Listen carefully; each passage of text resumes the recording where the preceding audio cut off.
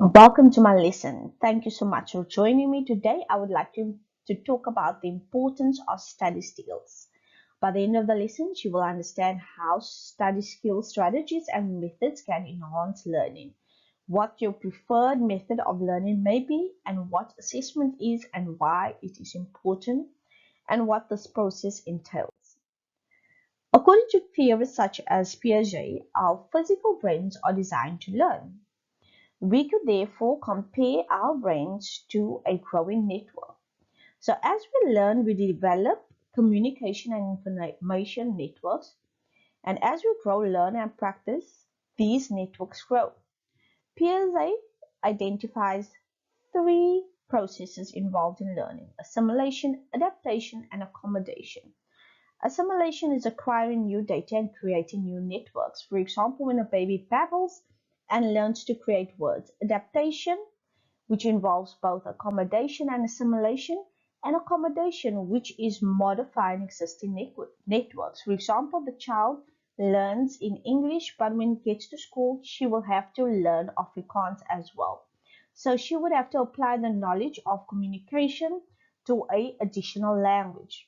Learning is there for the process of gathering new information and the ability to retain and sustain this data over a long period of time. The brain is therefore a muscle, and learning is heavily reliant on the acquisition, retention, and recollection of this material. The purpose of assessment is therefore to prove that there is evidence of learning through recollection, through assessment, and through explanation and comprehension of this particular concept. So Ruth describes study skills as your ability to engage in reflexive listening, reading with understanding, the ability to concentrate, recall, and compile information logically, coordinate educational data, lessons and notes, and calculate and scheduling of time spent on studying, which relates to self and time management. Study skills therefore incorporate both listening, concentration, as well as a reading, recollection, organization of data, note-taking, and scheduling. All of these contribute and interact to the development of effective acquisition and exercising of study skills. The Cornell method of studying also highlights the importance of summarizing and memorizing. It's important that you understand that the research indicates that effective studying is not reliant on time spent, but rather attention and effort exerted during a study session. It's very important for you to understand your learning style. Are you left or right brain dominant? If you are left brain dominant, you tend to be more analytical, numerical, and logical. Whereas if you are right brain dominant, you tend to be more creative and flexible.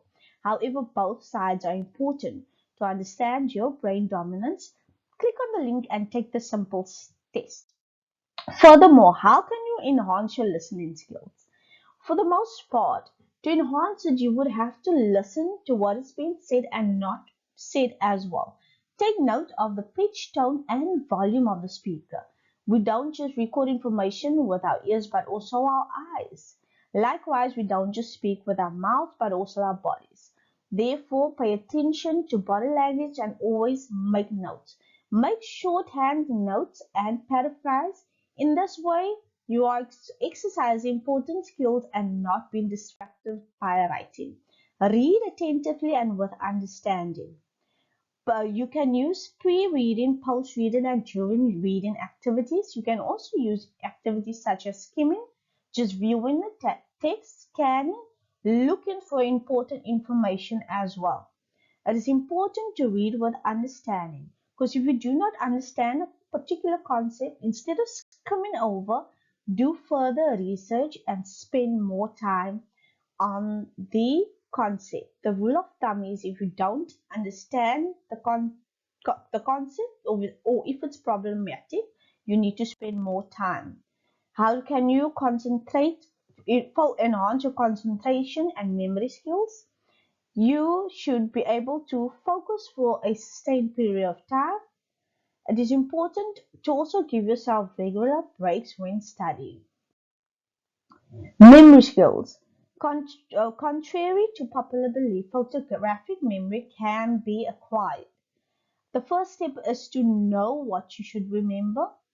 Create shorthand notes, visualize and create mental images, create acronyms, and test yourself. So today we're going to look at what study skills are, identify your learning style, what learning is, what study skills entails, and the purpose of assessment. And this information will help you understand how to improve academic performance through effective study skills. For more study techniques, read Unit 2 Study Methods, pages 104 to 108, Ruth et al. Focus Grade 10 Life Orientation Learner Book. I hope you enjoyed the video.